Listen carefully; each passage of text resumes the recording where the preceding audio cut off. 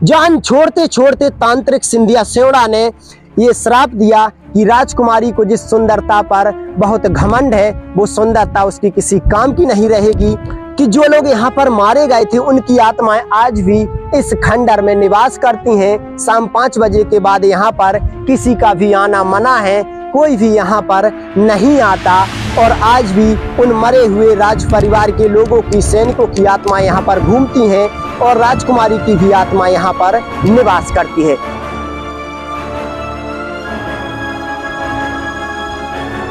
क्यों आती हैं यहाँ रात में चीखने चिल्लाने और चूड़ियों की आवाजें? क्यों यहाँ पर रात में नृत्य होता है? क्यों यहाँ पर आत्माएं रात में नृत्य करती हैं? क्यों भारत सरकार ने किसी भी व्यक्ति को शाम 5 बजने के बाद यहाँ पर आने से सख्त मना किया है? आखिरकार 1 लाख से अधिक लोग यहाँ पर एक समय रहा करते थे। आखिरकार रातों रात ऐसा क्या हुआ कि यहाँ के 1 लाख लोग एकदम से गायब हो गए? क्यों इन घरों पर छत नहीं है? ऐसी कोई भी दीवार नहीं जिस पर छत हो। क्यों इस जगह को भारत की सबसे भूतिया जगह कहा जाता है? यहाँ पर आने में दिन में भी लोग क्यों घबराते हैं? क्यों भारत सरकार स्वयं यहाँ पर रात में आने से डरती है? आखिरकार ये सारा बाजार, जहाँ पर एक समय बहुत बड़ा सुंदर बाजार हुआ करता था, लाखों लोग यहाँ पर रहा करते थे, रातों रात वीरान हो गया, तो वो 1 लाख लोग कहाँ गए? इतना बड़ा साम्राज्य आखिरकार गायब हुआ तो गया कहाँ? इन सब के पीछे की जो कहानी है वो हर वक्त हमें झकझोर कर रख देती है। हमारे दिमाग में एक जिज्ञासा बनी रहती है कि आखिरकार वो लोग कहाँ गए? क्या है इस जगह की कहानी? क्यों इस जगह को भारत की सबसे भूतिया जगह कहा जाता है?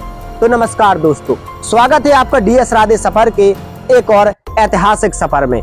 आज के सफर में हम आपको लेकर के आए हैं भारत की सबसे भूतिया जगह यानी कि राजस्थान के भानगढ़ किले में। भानगढ़ किले का नाम तो आपने सुना ही होगा। भानगढ़ किला वो है जो भारत में सबसे बड़ा भूतिया किला माना जाता है।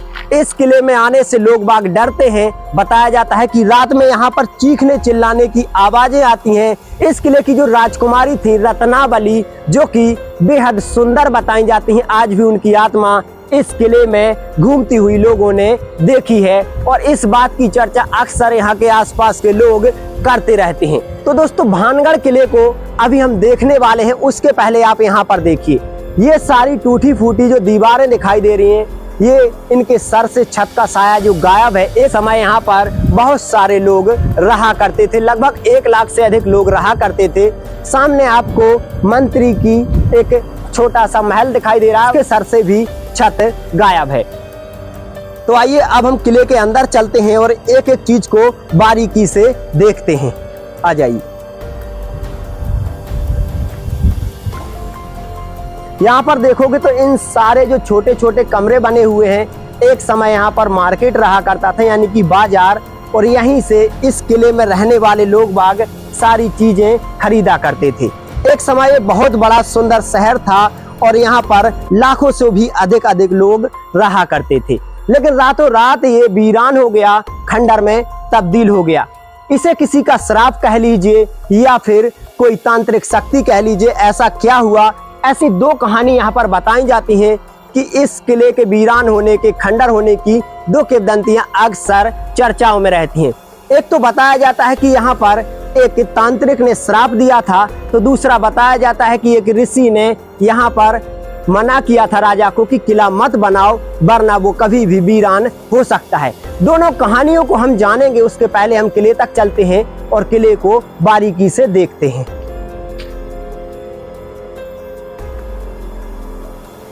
यहाँ पर ऐसी कोई भी चीज नहीं थी जो आपको ना मिल सके।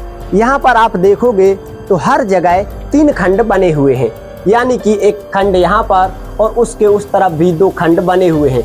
इससे अंदाजा यही लगता है कि जो दुकान वाले हुआ करते थे, जो सेठ लोग हुआ करते थे, वो यहीं पर रहते थे और यहाँ पर वो अपनी दुकानदारी किया करते थे। तो इस बाजार से होते हुए दूर आपको दिखाई दे रहा होगा वो भानगढ़ का भूतिया किला, जिसमें रात में आत्माओं का वास होता है। आत्माएं यहाँ पर शोर मचाती हैं, नृत्य करती हैं, पायलों की, घुंघरुओं की आवाजें आती हैं, चीखने चिल्लाने की डरावनी आवाजें यहाँ पर रहने वाले हर एक व्यक्ति ने सुनी है। कहा तो यहाँ तक जाता है कि अगर कोई व्यक्ति यहाँ पर किले में अकेला घूमने आए तो आत्माएं उसमें थप्पड़ तक मार देती हैं, उसको गिरा देती हैं। एक एक चीज को देखने के लिए हम अपने कदम जल्दी से आगे की ओर बढ़ा रहे हैं, क्योंकि शाम 5 बजने के बाद यहाँ पर कोई नहीं रहता। यहाँ पर जाना सख्त मना है, दरवाजा बंद कर दिया जाएगा। आ जाइए। ये सारा बहुत बड़ा मार्केट है, क्योंकि इस अरावली पर्वत श्रृंखला के नीचे ही इस किले को बनाया गया था और यहीं पर सारा शहर जब बसा था तो यहाँ की जो रौनक थी वो देखने लायक थी। दूर दूर तक ये शहर प्रसिद्ध था। लगभग 1 किलोमीटर से भी लंबे दायरे में ये बाजार और यहाँ पर रहने वाली सेना के घर फैले हुए हैं। उसके बाद हम किले तक पहुँचेंगे। ये सारा आपको मार्केट का एरिया दिखाई दे रहा है। एक समय कैसा मार्केट रहा होगा 300 वर्ष पहले, यहाँ पर आप अंदाजा लगा सकते हो। हर एक दुकान में आपको 3 खंड दिखाई दे रहे हैं। मैंने दोनों तरफ ट्राई किया, लेकिन हर जगह 3 खंड दिखाई दे रहे हैं। यहाँ पर कुछ सीढ़ियाँ भी लगी हुई हैं, तो इससे अंदाजा लगता है कि एक समय ये जो दुकानें हुआ करती थी मार्केट की, ये 2 मंजिला भी हुआ करती होंगी।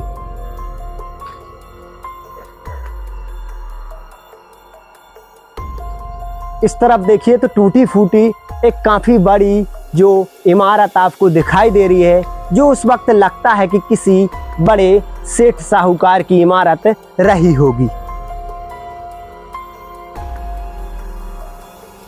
जैसे जैसे हम आगे बढ़ते जा रहे हैं तो इमारतें थोड़ी खूबसूरत होती जा रही हैं, जिससे अंदाजा लगाया जा सकता है कि महल की जो सबसे पास थी वो सबसे बड़े साहूकारों की दुकानें थीं। यानी कि जैसे जैसे साहूकार अमीर होते गए तो उनकी जो दुकानें थीं महल के पास बढ़ती गईं, और जितनी दूरी पर दुकान थी वो उतने छोटे साहूकार सेठ की दुकान थी।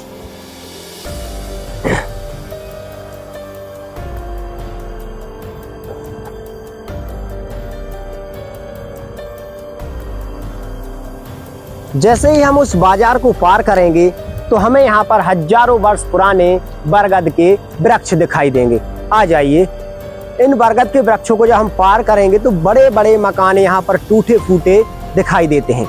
इससे यही अंदाजा लगाया जा सकता है कि एक समय यहाँ पर काफी बड़े बड़े 1 से 2 मंजिल मकान हुआ करते थे। इनको देखते हुए हमें सामने एक बड़ा सा गेट दिखाई दे रहा है, वहां पर हम पहुंच रहे हैं। इन बरगद के वृक्षों को देखिए, ये देखने से ही भूतिया नजर आते हैं। ऐसा लगता है कि रात में इन पर भूत नाचते होंगे, इनकी डालियों पर, इनकी शाखाओं पर झूलते होंगे। इसी से ऐसा नजारा बनता है कि जैसे यहाँ पर भूतों का वास है। यहाँ पर दिन में भी हमें डर लग रहा है, तो रात में यहाँ पर कौन ठहर सकता है? शायद यही बात है कि रात में यहाँ पर लोग आने से डरते हैं।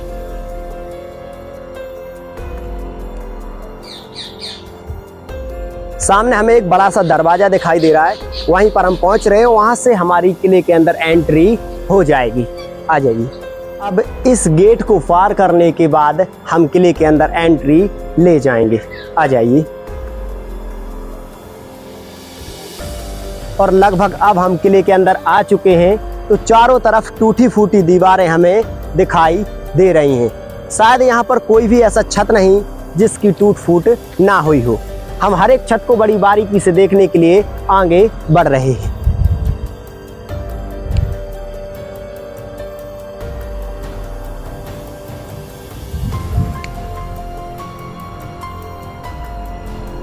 जैसे ही आप इस गेट को पार करोगे तो इस तरफ कुछ टूटी फूटी दीवारें आपको दिखाई देंगी, खंडर दिखाई देंगे, और इस तरफ भी कुछ खंडर दिखाई देंगे। और यहाँ पर सामने आपको एक देवी माता का मंदिर दिखाई देगा।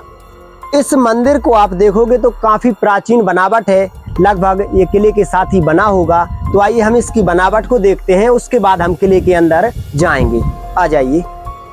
आइए तो अब हम इस मंदिर की खूबसूरती को देखते हैं। यहाँ पर देखिए तो इसके पिलर वगैरह दिखाई दे रहे हैं, और किसी भगवान की प्रतिमा यहाँ पर हमें दिखाई दे रही है, और कुछ विशेष प्रकार की सुंदर कलाकृति भी हमें यहाँ पर दिखाई दे रही है। यहाँ पर आइए तो यहाँ पर आप देखेंगे तो यहाँ पर जहाँ पर हवन कुंड है, इसका बीच है, यहाँ पर हवन वगैरह एक समय हुआ करता होगा।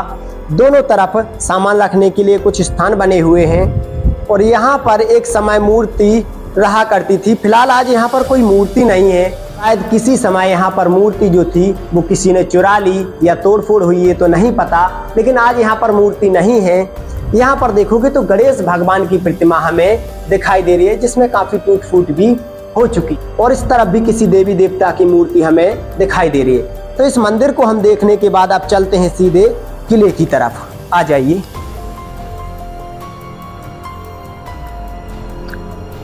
अब यहाँ से आप देखोगे तो सामने ही आपको दिखाई दे रहा होगा वो भूतिया किला, जिसमें आने से लोग बाग डरते हैं। सामने ही आपको भानगढ़ का किला दिखाई दे रहा होगा, जो एक समय 7 मंजिला हुआ करता था, लेकिन आज ये कुछ ही मंजिल बचा हुआ है। टूटी फूटी इमारतें यहाँ पर दिखाई दे रही होंगी। सामने जो जितनी भी मंजिल अभी हैं ये भानगढ़ किले की बची हुई हैं, लेकिन एक समय बहुत ऊंची इमारत ये रहा करती होगी। तो इसकी जो सर्वप्रथम कहानी है वो आपको मैं बताने वाला हूँ। बताया जाता है कि अकबर के 9 रत्नों में से एक राजा माधव सिंह ने अपने पुत्र मान सिंह प्रथम के लिए इस किले को बनवाया था। तो जब यहाँ पर उन्होंने किला बनवाने के लिए सोचा, तब यहाँ पर एक ऋषि की कुटिया थी जिनका नाम था बालूनाथ। तो बालूनाथ से माधव सिंह ने पूछा कि वो यहाँ पर किले का निर्माण करवाना चाहते हैं। तब बालूनाथ जी ने कहा कि निर्माण तो आप करवा सकते हैं, लेकिन किले का कोई भी भाग ऐसा नहीं होना चाहिए कि जिसकी छाया उनकी कुटिया पर पड़े। फिलहाल इस बात का राजा माधव सिंह ने तो ध्यान रखा, लेकिन उनके जो कर्मचारी थे, जो सेनापति थे, उन्होंने महल को सुरक्षित बनाने के लिए काफी ऊंची इमारतें बना दी और ऋषि बालूनाथ की कुटिया पर छाया पड़ गई। और जैसे ही छाया पड़ी तो कुछ ही सालों के अंदर ये शहर यानी कि ये भानगढ़ किला वीरान हो गया, खंडर हो गया। तो कुछ लोग बताते हैं कि ऋषि बालूनाथ की कुटिया पर अगर छाया ना पड़ती तो ये भानगढ़ वीरान ना होता। लेकिन कुछ लोग एक और कहानी बताते हैं, कहते हैं कि यहाँ की जो राजकुमारी थी रत्नावती, वो जो उनकी सुंदरता थी, उनकी सुंदरता ही इस किले को वीरान बनाने के लिए काफी थी। उनकी सुंदरता के कारण ही ये किला वीरान हो गया। तो दूसरी कहानी को भी हम जानेंगे, पहले हम किले के अंदर चलते हैं। अब हम भानगढ़ किले के मुख्य द्वार पर आ चुके हैं। तो यहाँ पर देखोगे सबसे ऊंची चोटी पर आपको एक मीनार दिखाई दे रही होगी, जो कि पहरा देने के लिए होती थी, ताकि सैनिक उस पर खड़े होकर दूर तक नजर रख सके कि कोई अन्य राजा इस किले पर चढ़ाई तो नहीं कर रहा है। यहाँ पर आइए। दोनों तरफ यहाँ पर बुर्ज बने हुए हैं और एक समय यहाँ पर गेट रहा करता होगा, और यहाँ पर जो सैनिक थे वो बैठकर इस गेट की सुरक्षा किया करते होंगे। अब हम किले के बिल्कुल पास ही पहुंच चुके हैं और किले के अंदर पहुंचने वाले हैं। यहाँ से एक मोड़ लेंगे हम लोग और सीधे ऊपर के लिए जा रहे हैं। थोड़ी ऊंचाई पर चढ़ते हुए हम सीधे किले के अंदर जा रहे हैं।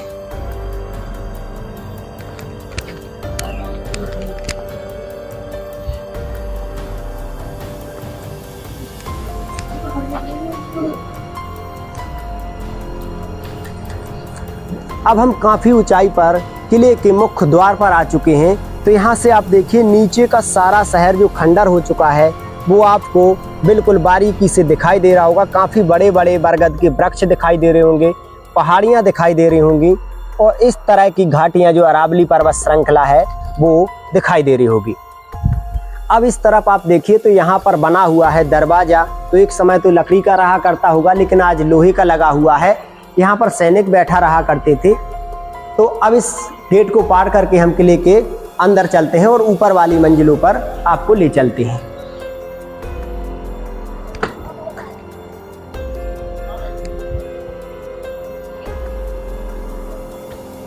यहाँ पर आप आओगे तो यहाँ पर काफ़ी टूटे फूटे पत्थर दिखाई दे रहे हैं, जो इसकी कुछ मंजिला टूट चुकी हैं। तो उन्हीं के अवशेष हैं यहाँ पर, जो आप देख सकते हो। और ऊपर काफ़ी सारे कक्ष बने हुए हैं। तो हम उन कक्षों की तरफ चलते हैं, आ जाइए।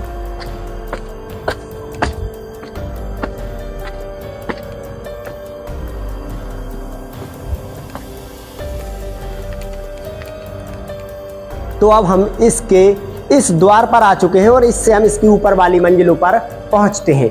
तो यहाँ पर आप देखिए काफ़ी सारे लंबे कक्ष बने हुए हैं सीक्रेट से, जिनमें जाली लगी हुई है।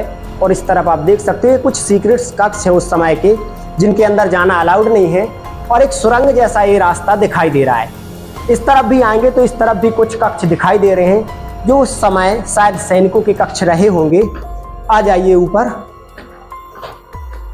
यहाँ पर आप देखोगे तो एक छोटा सा कुंड दिखाई दे रहा है, जो शायद उस समय पानी वगैरह भरने के लिए बनाया गया होगा।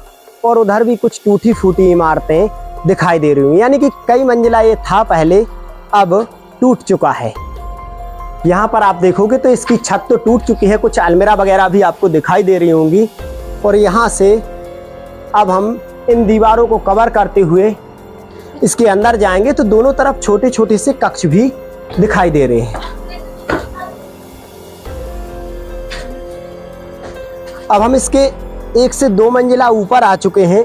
तो यहाँ पर देखिए काफ़ी सारी जो इमारतें टूट चुकी हैं, उनके पत्थर यहाँ पर डले हुए दिखाई दे रहे हैं। लेकिन लोगों का पागलपन या श्रद्धा कह लीजिए या पागलपन, वो यहाँ पर भी आपको देखने को मिलेगा। इसे देखिए, ये पत्थरों से घर बना देते हैं ताकि उनके घर पर भी ऐसा घर तैयार हो सके। ये तो आपने कई जगह देखा होगा। इस तरफ आपको मैं पहले ले चलता हूँ। इस तरफ देखिए तो इस तरफ की जो सारी इमारतें हैं वो टूट फूट चुकी हैं। पहाड़ी पत्थर से सारा इसका जो निर्माण हुआ था, तो छत कहीं पर भी आपको साबित नहीं मिलेगी। शायद ये ऋषि बालूनाथ का श्राप है, क्योंकि उन्होंने कहा था कि किसी भी छत की छाया उनकी झोपड़ी पर नहीं पड़नी चाहिए। जब इस महल की छाया उनकी झोपड़ी पर पड़ी, तब उन्होंने यहाँ से श्राप दिया कि ये महल जल्दी खंडर हो जाएगा। और आज देख लीजिए, तब से भानगढ़ शहर कभी नहीं बसा, ये खंडर हो गया। दूसरी कहानी जो राजकुमारी रत्नावती की है, उसे हम बताएंगे। पहले उसके हम इस किले को बारीकी से घूमते हैं। आ जाइए। यहाँ पर देखिए तो ये टूटी फूटी इमारतें देखते हुए हम इनके कुछ कक्षों को देखेंगे कि उस समय किस कक्ष का उपयोग किस लिए किया जाता होगा। आ जाइए। यहाँ पर देखिए तो कुछ जो कक्ष है, इसके ऊपर काफी सुंदर चित्रकारी की गई है। ऐसा लगता है कि जैसे यहाँ पर ये रानी का कक्ष रहा होगा उस समय। और यहाँ पर एक छोटा सा कक्ष बना हुआ है और इसके अंदर भारी मात्रा में हमें चमगादड़ देखने को मिलते हैं, जिसकी वजह से हम इसके अंदर तो नहीं जाएंगे। यहाँ पर फिर से चलिए। यहाँ पर इस तरफ भी कुछ कक्ष बने हुए हैं, लेकिन हम इसकी सबसे ऊपरी छत पर जाने की कोशिश करते हैं। ये देखिए, हम इसकी 3री मंजिल पर आ चुके हैं, लेकिन कहीं पर भी छत आपको अगर नजर आ रहा हो तो मुझे बता दीजिए। छत कहीं नहीं है, सिर्फ दीवारें हैं। छत क्यों गायब है, ये भी एक प्रश्न है कि आखिरकार छत क्यों गायब है। आ जाइए।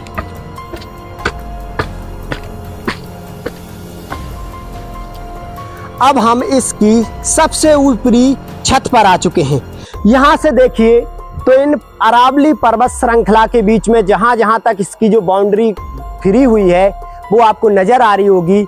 उधर दूर आपको मार्केट नजर आ रहा होगा, जो उस समय का बाजार था। और नीचे की जो टूटी फूटी दीवारें भी नजर आ रही होंगी। और इस किले की दुर्दशा भी आपको नजर आ रही होगी। कहीं पर कोई भी छत साबित नहीं है। दूर से तो बहुत सुंदर दिखाई देता है, लेकिन पास आकर आप देखोगे तो एकदम से खंडर है। अब हमें भी यकीन हो चला है कि वास्तव में यह एक श्रापित किला है और श्राप की वजह से ही ये खंडर में तब्दील हुआ है।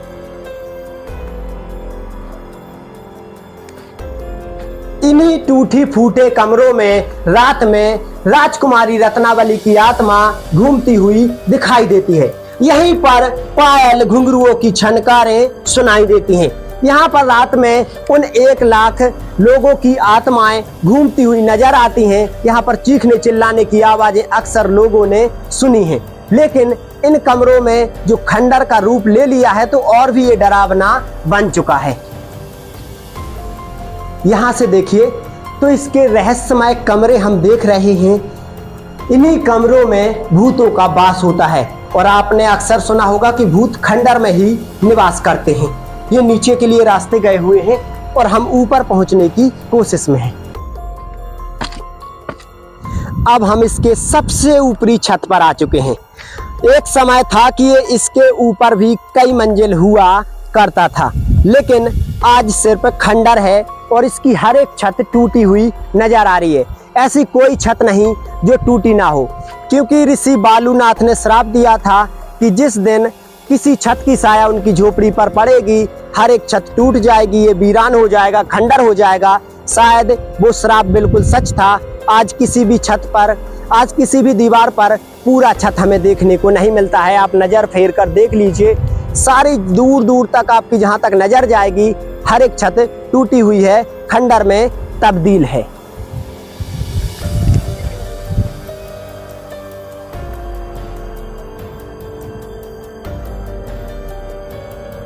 अब बात करते हैं इसकी दूसरी उस रहस्यमय डरावनी कहानी की जो अक्सर इस किले से जुड़ी रहती है।